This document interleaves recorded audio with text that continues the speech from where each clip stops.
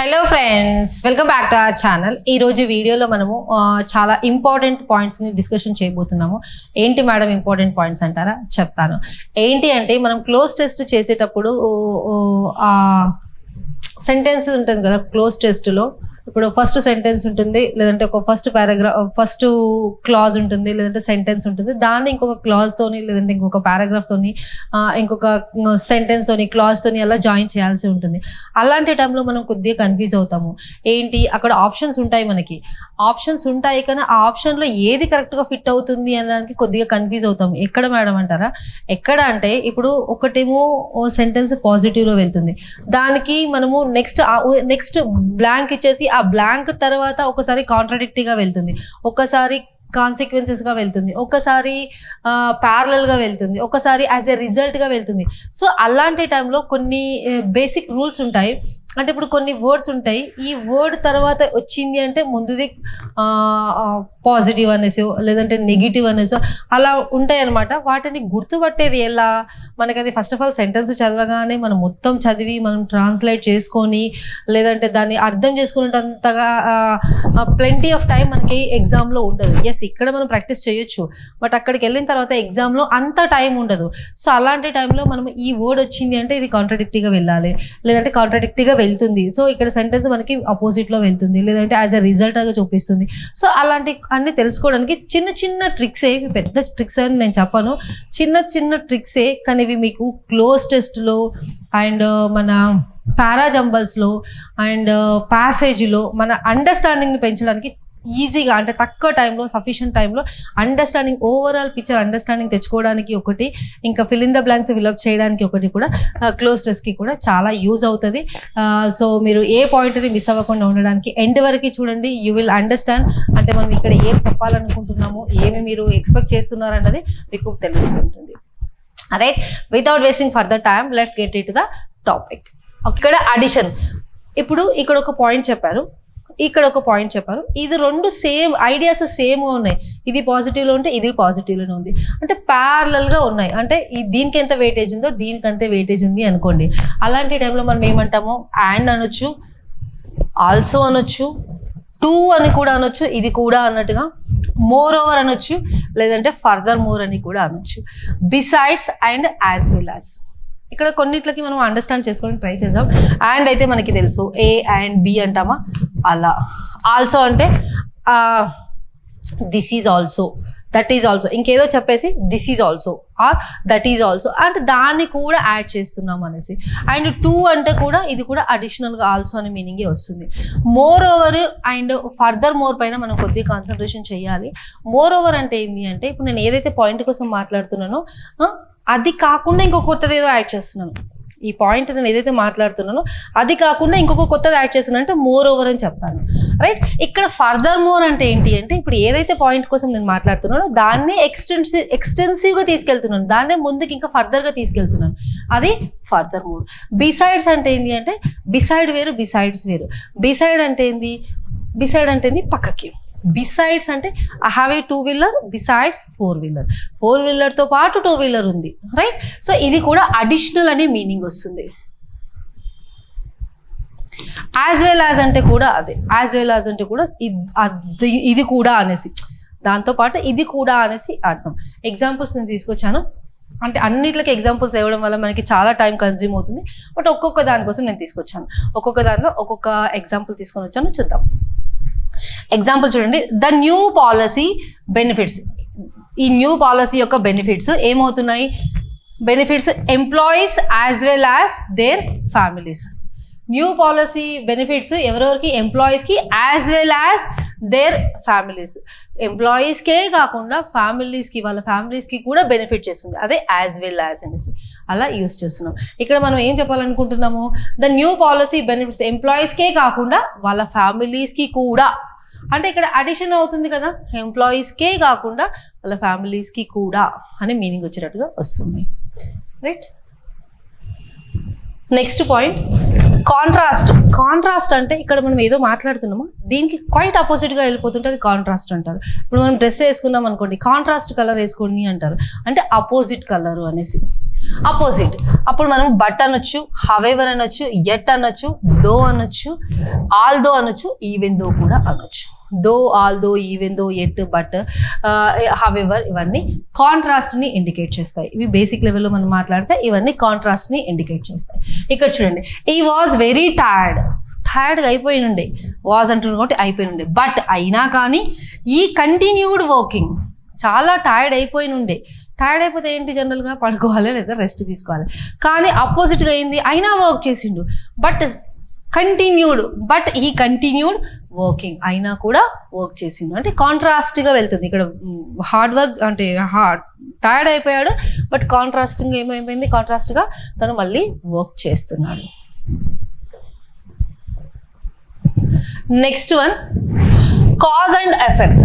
Cause అంటే ఏంటి, ఇప్పుడు ఇదేదో కాజ్ జరిగింది, ఇదేదో జరిగింది, దానికి ఎఫెక్ట్ ఇక్కడ జరిగింది, అంటే అది ఇక్కడ వచ్చి ఇన్ఫ్లుయెన్స్ చేసింది, అంటే దాని ప్రభావం దీనిపైన పడింది అని చెప్పడం. ఇక్కడ చూడండి, because, since, so, therefore, thus, as a result of, ఇవన్నీ కాజ్ని ఇండికేట్ చేస్తాయి.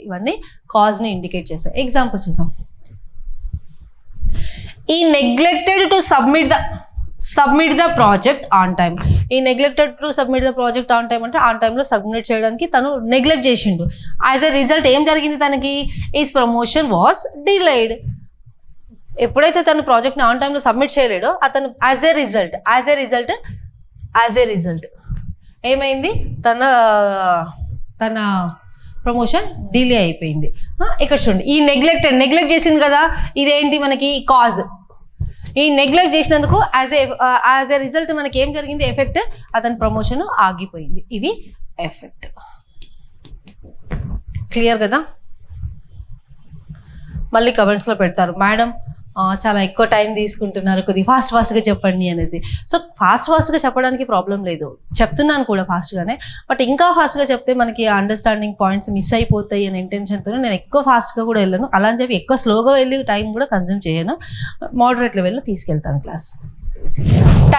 టైం కోసం మాట్లాడేటప్పుడు చూడండి, దెన్ సీఎం అంటే అప్పట్లో సీఎం. వెన్ అంటే ఎప్పుడు తెలుసు కదా, while, after, before, during, as soon as. ఇక్కడ చూడండి, ఇది ఉంది అనుకోండి, ఇది బిఫోర్, ఇది ఆఫ్టర్, ఇది డ్యూరింగ్, ఇది యాజ్ సూన్ యాజ్, ఏదో జరగంగానే యాజ్ సూన్ యాజ్. ఇవన్నీ మనకి టైంని ఇండికేట్ చేస్తాయి. వెన్, దెన్, వైల్ ఇవన్నీ టైంని ఇండికేట్ చేస్తాయి. ఎగ్జాంపుల్ చూడండి, please inform me as soon as you get the results రాగానే నాకు ఇన్ఫార్మ్ చేయండి. ఎప్పుడు ఇన్ఫార్మ్ చేయాలి, రిజల్ట్స్ రాగానే, అంటే ఆ టైంలో నాకు ఇన్ఫార్మ్ చేయండి అని దాని అర్థం. Next one, comparison. ఇది ఎలా ఉంది, ఇది ఎలా ఉంది, ఇవి రెండిట్ల మధ్యలో కంపారిజన్ జరుగుతుంది. అది పర్సన్ మధ్యలో ఉండొచ్చు, థింగ్ మధ్యలో ఉండొచ్చు, దేనిపైన కంపారిజన్ జరిగేటప్పుడు మనం ఎలా చేయాలి అనేసి. ఇక్కడ చూడండి, like, as, similarly, in the same వే, ఇవన్నీ మనము కంపారిజన్లో యూజ్ చేస్తాం. ఇక్కడ చూడండి, the body needs regular exercise. బాడీకి రెగ్యులర్ ఎక్సర్సైజ్ కావాలి ఫర్ ఫిజికల్ హెల్త్. బాడీ ఫిజికల్గా హెల్తీగా ఉండాలంటే ఫిజికల్ ఎక్సర్సైజ్ కావాలి. ఇన్ ద సేమ్ వే, అదే విధంగా ఇప్పుడు కంపారిజన్ చేస్తున్నాను. In the same way the mind requires consistent learning to stay sharp. బాడీకి ఏమో ఫిజికల్ ఎక్సర్సైజ్ ఉండాలి బాడీ హెల్తీగా ఉండడానికి, అదే సేమ్ వేలో మనకి మైండ్కి ఏమో కన్సిస్టెంట్గా లెర్నింగ్ ఉండాలి. ఎప్పుడు లెర్నింగ్ చేస్తూ ఉంటేనే మన బ్రెయిన్ షార్ప్గా ఉంటుంది. టు లెర్నింగ్ టు స్టే షార్ప్గా ఉండడానికి రెండు కంపారిజన్ జరిగినాయా. So in the same way. Next moderate లెవెల్కి వచ్చాము. ఇక్కడ కన్సెషన్ అంటే ఏంటి అంటే, మీరు అనుకున్న కన్సెషన్ కరెక్టే. ఇప్పుడు బస్ పాస్కి స్టూడెంట్స్కి కన్సెషన్లో ఇస్తారు, అంటే కొద్ది తక్కువ రేట్లో ఇస్తారు. గవర్నమెంట్ వాళ్ళకి ఇంత కన్సెషన్ ఇచ్చింది అంటే బయట ఉన్నదానికన్నా కొద్ది తక్కువ రేట్ చేసింది అనేసి, అంటే తక్కువ రేట్లో ఇచ్చింది అనేసి. అంటే ఇక్కడ కన్సెషన్ అంటే ఏంటి, దాని తీవ్రతని తగ్గించడం, ఏదైతే ఎంత స్ట్రాంగ్గా ఉందో దాని స్ట్రాంగ్నెస్ని దాన్ని తగ్గించడాన్ని కన్సెషన్ అంటారు. చూడండి, nevertheless, nonetheless, still, even so, despite, in spite of. ఒక పాయింట్ గుర్తుపెట్టుకోవాలి ఇక్కడ, ఇక్కడ డిస్పైట్ అన్నది కూడా ప్రిపోజిషనే, ఇన్స్పైట్ ఆఫ్ అన్నది కూడా ప్రిపోజిషనే. ఇన్స్పైట్ కి ఆఫ్ ఉంటుంది కానీ డిస్పైట్ కి ఆఫ్ ఉండదు. ఇక్కడ మనకి దీనిపైన కూడా ఎర్రర్స్ వస్తాయి, కొద్దిగా జాగ్రత్తగా చూసుకోవాలి. సో ఇవన్నీ కన్సెషన్ లో ఉన్నాయి. అంటే ఇప్పుడు ఏదైతే ఒక సెంటెన్స్ లో ఏదో చెప్పామో నెగిటివ్ ఓవర్ కోసం మాట్లాడామో, కానీ never the less, despite, in spite of అని అంటే అయినప్పటికీ అని చెప్పి కొద్దిగా కన్సెషన్ ఇచ్చి కొద్దిగా మాట్లాడుతున్నాం అనమాట.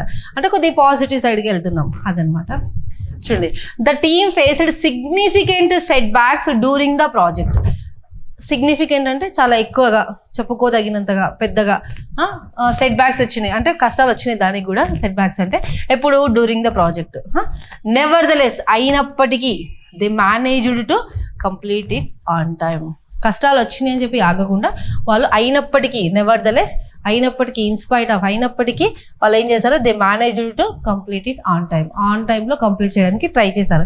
అంటే ఇక్కడ మనం కొద్దిగా నెగిటివ్గా మాట్లాడినట్టుగా మాట్లాడినా ఇక్కడ వచ్చేసరికి పాజిటివ్లో దాన్ని క్లోజ్ చేసాము. అర్థం చేసుకోవడానికి ట్రై చేయండి. Next one condition. కండిషన్ అంటే ఏంది? If it rains I will stay home.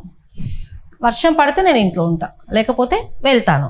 Condition అలాంటిది. ఇప్పుడు if, unless, provided that, as long as, in case it rains I will be at home only. ఒకవేళ వర్షం పడితే నేను ఇంట్లో ఉంటా, లేకపోతే ఉండా. అర్థమవుతుంది కదా? ఇక్కడ చూడండి, the team will be allowed to participate in the competition provided that they submit their registration forms on time. ఏం చెప్పాలనుకుంటున్నారు? The team will be allowed, టీమ్ని అలో చేస్తారు. ఎప్పుడు అలో చేస్తారు? దేనికి? టు పార్టిసిపేట్ చేయడానికి. దేనిలో? ఇన్ ద కాంపిటీషన్లో పార్టిసిపేట్ చేయడానికి. ఎప్పుడు? ఇక్కడ కండిషన్. ప్రొవైడెడ్ దట్ అనేది కండిషన్. ఇప్పుడు they submit their registration forms on టైంలో రిజిస్ట్రేషన్ ఫార్మ్స్ని సబ్మిట్ చేస్తే వాళ్ళని అలో చేస్తారు పార్టిసిపేట్ చేయడానికి. అదర్వైజ్ అలో చేయరు. అంటే ఇక్కడ ఇది కండిషనే కదా, ప్రొవైడెడ్ దట్ కండిషనే కదా, రైట్. Next one purpose. దేని గురించి అంటాం కదా. ఇప్పుడు మనం ఎవరైనా కాల్ చేశారనుకోండి, లేకపోతే మన ఇంటికి ఎవరైనా వచ్చారనుకోండి, ఎందుకు వచ్చారు, వాట్ ఈస్ ద పర్పస్ అంటాం కదా మనం. అంటే అంత ఫేస్ మీద అడగకపోయినా అట్లీస్ట్ మన లోపల ఉంటుంది కదా, ఏంటి పర్పస్, ఏంది, ఎందుకు వచ్చిండ్రు, లేకపోతే ఎందుకు కాల్ చేసిర్రు అని అనుకుంటాం కదా జనరల్గా. అలా పర్పస్.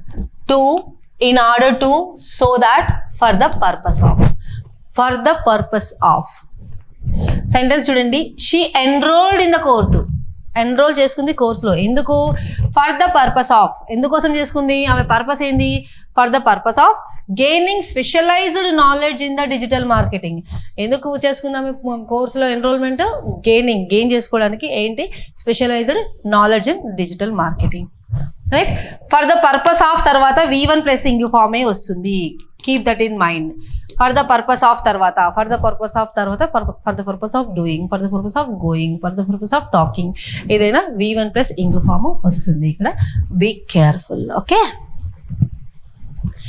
నెక్స్ట్ వన్ ఎంఫసైజ్ చేయడానికి. Yes, in fact that is what happened, indeed that is what happened అని అలా మనం ఎంఫసైజ్ చేస్తామా? ఎస్, ఐ డిడ్ ఇట్ అంటే కొద్దిగా ఎంఫసైజ్ చేసి దాన్ని ఇట్లా స్ట్రెస్ చేసినట్టుగా చెప్పాలనుకుంటామా? అలాంటి టైంలో కూడా మనము ఎంఫసైజ్ చేయడానికి ఈ వర్డ్స్ని యూజ్ చేస్తాం. చూడండి, indeed, in fact, you know indeed what happened, తెలుసా మీకు నిజంగా ఏం జరిగిందో అంటాం కదా, అలా. Certainly, surely, of course this is what happened, of course this is what happened అంటాం కదా. అంటే అఫ్ కోర్స్ అంటే ఎస్ అని చెప్పి దాన్ని ఎంఫసైజ్ చేస్తున్నాం. అండ్ క్లియర్లీ, ఇవన్నీ మనకి ఎంఫసైజ్ చేయడంలో వస్తాయి. చూద్దాం example. The project was challenging. Project చాలా ఛాలెంజింగ్గా ఉండే.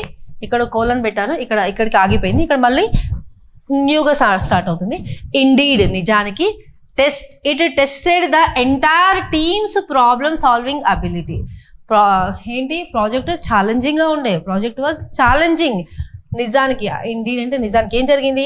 It tested the entire team's problem solving skills.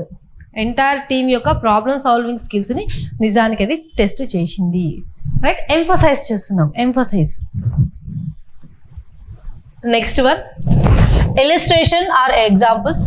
అంటే ఇప్పుడు మనం ఏదైనా సెంటెన్స్ మాట్లాడుతుంటే అందులో ఒక ఇలిస్ట్రేషన్ ఇవ్వాలి అనుకున్నా, లేదంటే ఒక ఎగ్జాంపుల్ చెప్పాలనుకున్నా మనం ఎలాంటి కనెక్టర్స్ని యూజ్ చేయొచ్చు, రైట్. ఇక్కడ చూడండి, for example, for instance, such has, namely, to illustrate. ఇవన్నీ మనకి దేనికి యూజ్ చేస్తాం మనం? ఎగ్జాంపుల్ ఇవ్వడానికి, లేదంటే ఏదైనా ఇల్లుస్ట్రేట్ చేయడానికి, ఏదైనా ఇల్లుస్ట్రేషన్ చేయడానికి. రైట్, ఇక్కడ చూడండి. Many fruits are rich in vitamin C. చాలా fruits rich in vitamin C అంటే చాలా ఫ్రూట్స్ లో విటమిన్ సి ఎక్కువ ఉంటుంది. For example or for instance, oranges and strawberries are excellent sources. Oranges and strawberries are excellent sources అంటే ఇందులో ఎక్కువగా ఉంటుంది అని చెప్తున్నాం. For example or for instance అని యాడ్ చేసి చెప్తున్నాము. క్లియర్ కదా?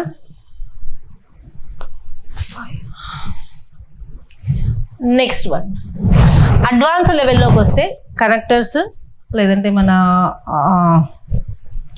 అడ్వాన్స్ లెవెల్లో చూస్తే కనుక ఇక్కడ చూడండి, contrast and opposition.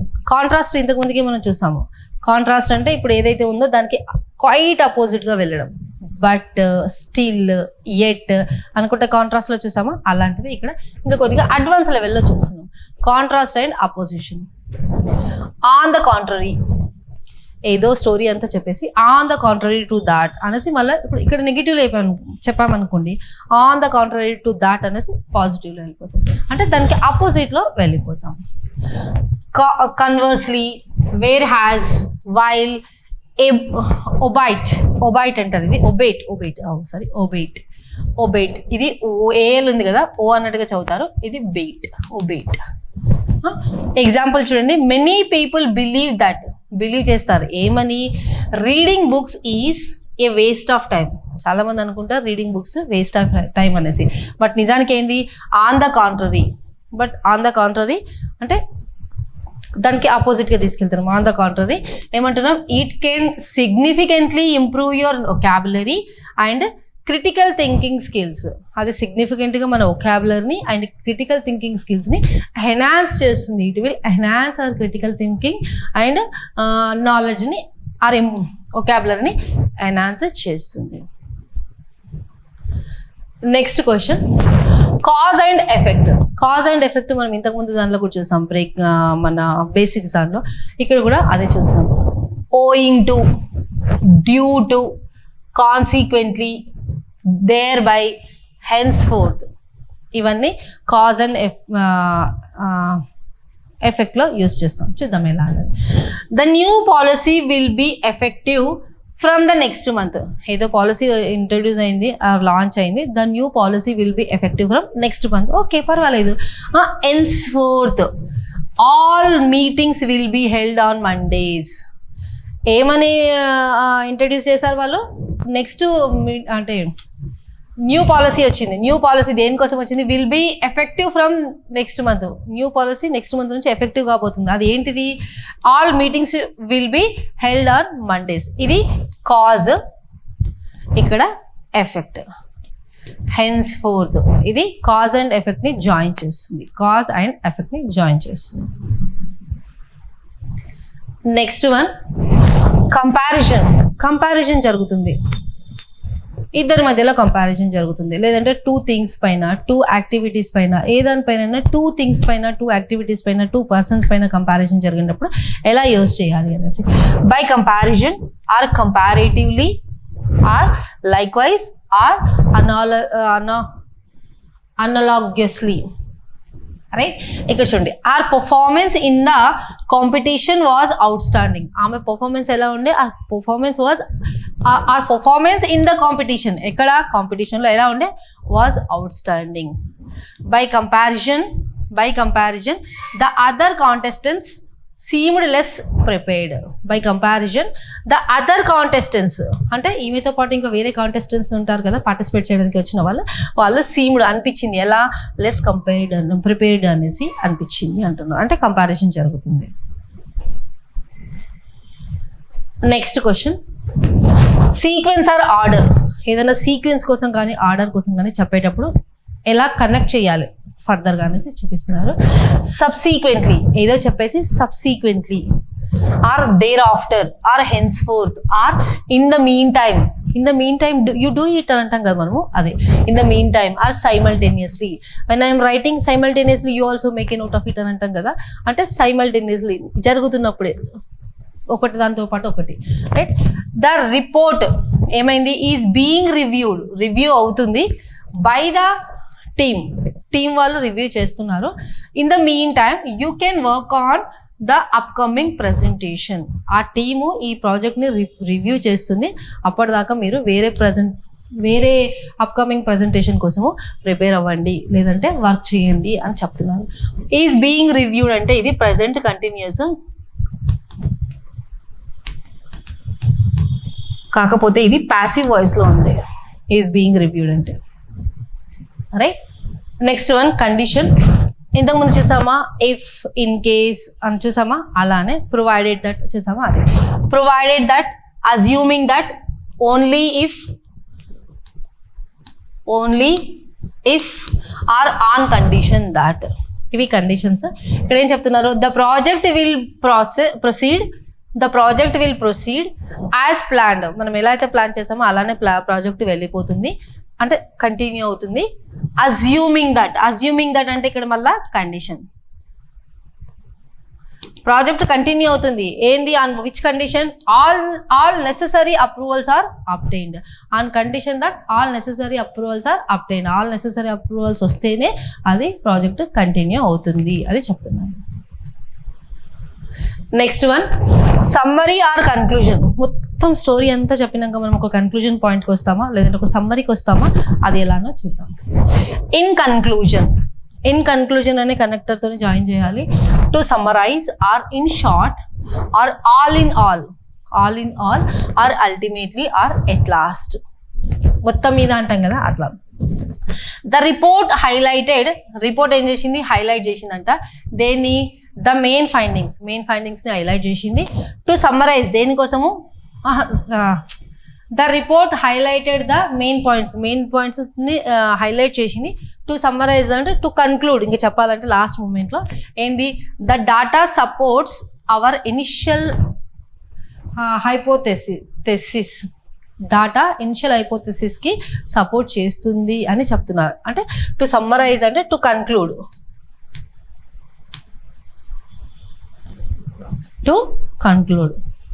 Right. Okay friends, ఇది మీకు ఈజీగా అనిపిస్తుండొచ్చు, బట్ ఇవి కొన్ని బేసిక్స్ తెలుసుకోవడం చాలా ఇంపార్టెంట్. నేను as I told you earlier, this is useful for your comprehension, cloze test and PQRS. So don't take it ఈజీగా తీసుకోకండి. వీటిని ఫస్ట్ అండర్స్టాండ్ చేసుకోవడానికి ట్రై చేయండి. ఇవి వస్తే కనుక మనము ఇంకా ముందుకి ఈజీగా వెళ్ళొచ్చు, right. Okay friends, that's all for the day. Thank you. Have a nice day.